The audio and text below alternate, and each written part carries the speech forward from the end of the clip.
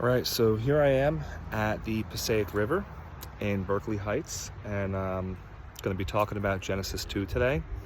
I had just read that a second ago, and I've read Genesis 2 a bunch, but some of the key takeaways from reading it this time, are some of the same ones, really. We look at Genesis 2 and we learn that God rested on the seventh day. So he had created the earth in 6 days, and on the seventh day, he decided to rest. And it's interesting because, couldn't we have just said that, God created the earth in 6 days? But no, he made it a point to emphasize that, and then he rested, and then he took a day of rest.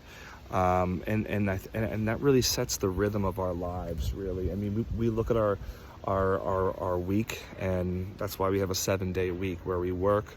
In our culture, of course, we tend to work an average of about 5 days, and then we emphasize going to church on a Sunday.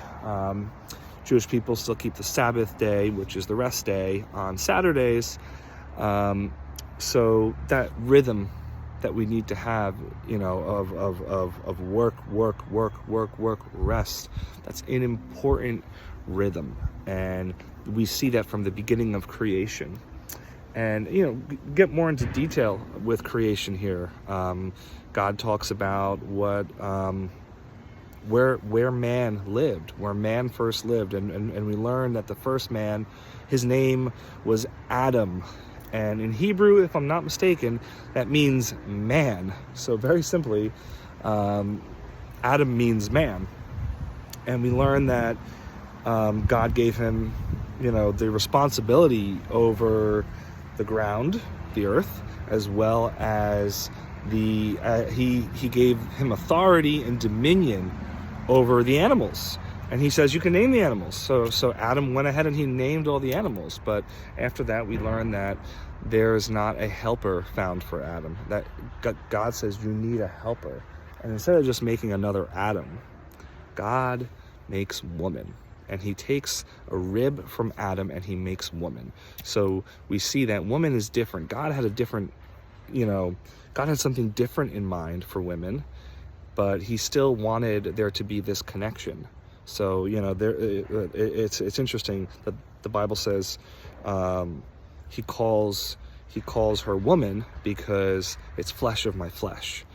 And I think about how we're supposed to love our wives. I think, talking to men here, how we're supposed to love our wives, and that's important because we love ourselves, right? We have a tendency to be selfish. We have a tendency to be thinking about ourselves and doing things that we love, but we have to love our wives because they are flesh of our flesh, literally. So those are some big takeaways, and of course it's really cool seeing some of the detail around what their home looked like. God named their home Eden.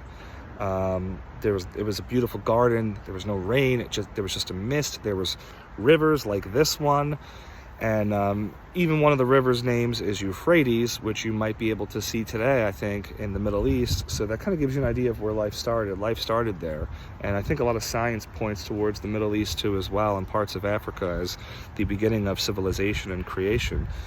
So it's aligned with the Bible. It's aligned with the Bible, and though there's a lot of mystery surrounding some of these things, it's so interesting how science is catching up to the Bible. The Bible has everything right there that we need to know, that God said is needful for us to know.